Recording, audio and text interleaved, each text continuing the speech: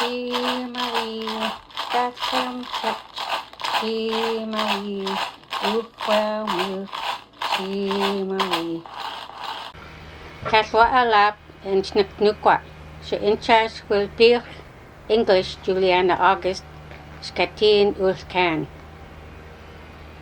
The beginning of colonization, I think, was what ignited the loss of our language and culture, as well as the 60s coup and the residential schools. They took away our power as families to teach each other in the home. Language was taught orally. Family roles were taught in the home. The family units and the community roles. We are now teaching Ukwamuk and Skatin Community School, but I think that needs to go further from the children to the community, so more community members should be aware of the loss of our language. The barriers for bringing back are massive, and we are in need of our local governments and national level of governments to help us fund and work our way to getting our language back. Most of our children's first language is English, as that is what is taught in the educational facilities as a first language. Cultural regalias is not seen now except for in powwow. Our song and dance is scarce. And I'm very sad that we don't see the children singing and dancing. It's very sad that our children don't have the knowledge of the songs and the dance and the regalia in regular use. I teach my grandchildren as much as I can. My husband and I. Kukstem, nichti. I'd like to thank all the teachers in the college for sharing your knowledge and passing it on to those of us who have the good heart and the mind to learn it. Kukstem. Kaswa alap in snuknukwa. Randy James in Squatchicha. Chlas Mukskan. On June 21st, 2021, Bill C-15, the United Nations Declaration on the Rights of Indigenous Peoples Act, received royal assent. The UNDRIP Act provides direction to Canada to help us revitalize our language, culture, and philosophies that we have been losing ever since first contact and colonization was forced on our people. Our culture, language, and land are a single working unit, each part depending on the other to survive. Our language provides a unique view of the world that cannot be translated to any other language, as the heart of this world view gets lost in the translation. Kashwa alap in Snuknukwa, Sonia James in Squatchicha. Liat wat muhkan, muta hasuk muhkan, muta nakait muhkan. The significance of language and culture. We are at a point that most of our speakers are at the point of why we should care. This problem is because many of the people are taking language classes and learning our languages and speaking. Our speakers are getting worn out and stretched thin. My problem is when I was in Indian day school, I was taught I was not allowed to speak my language or do witchcraft, as they called it, like our songs and dances, and the Indian agents and the woodmen worked with the nuns. I feel it is important to try to solve the problem of the whole upper and lower stratalium to work together and not apart. Then the speakers would benefit more teaching range, and they feel they are getting somewhere at teaching the language.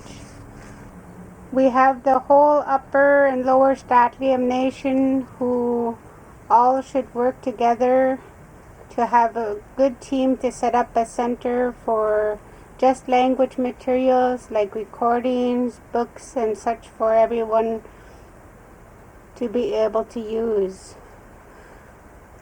I find the more better way of learning, more like it is to be taught first in schools, no English at all. That's the way my dad said our language should be taught. We are the beginning of a new way of learning our language. We need to keep it going even after class has finished. That is the reason it is not a big success, I think, because once class is finished, nobody speaks it. People are getting the completion certificates, they don't use it. My dad said if I don't use our language, I will lose our language. A few years ago, I was working on a program. It had 3 different speakers and 2 different dialects, but all of Upper and Lower Statliam. I was making a program for everyone to use so they could learn how to say the words and make sentences. It was a game, but I never did finish it. I had stories I remembered recorded, but not translated to English. I even had a game for the numbers and colors and animals. But that's a start. Every band needs to work together and not try to do each other. If we all work together on revitalizing our language and our culture, preserving as much of the language and recordings so we don't wear out what speakers we have left. I am starting to build a Ishkin, and in this Ishkin I am in the process of trying to revitalize the culture part of us. I'm collecting any books in it that has to do with the stories and legends, and working on recordings and sounds for the songs, and saying what steps goes with it, what the story behind the song is, and where it comes from. Learning our language will benefit our next generations to be able to say their first language spoken at home is Statliam, and English would be their second language. I think that every band should work together to try and revitalize our language. I'm only starting to do the Ishkin, and my goal is to try to get the people to come here to start learning our culture, which is a big part of our language, and it's going to be open for anybody and everybody to come to learn and to have the freedom to teach what they know to other people. And learning the language is one of my main goals, is so that I can teach our culture in our language. All on Canada to develop culturally appropriate parenting programs for Aboriginal families. Acknowledge that Aboriginal rights include Aboriginal language rights. Recognize that Aboriginal languages are fundamental and valued element of Canadian culture and society, and there is an urgency to preserve them.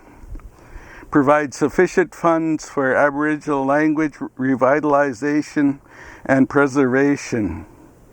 Recognize that Aboriginal languages and cultures are best managed by Aboriginal people and communities.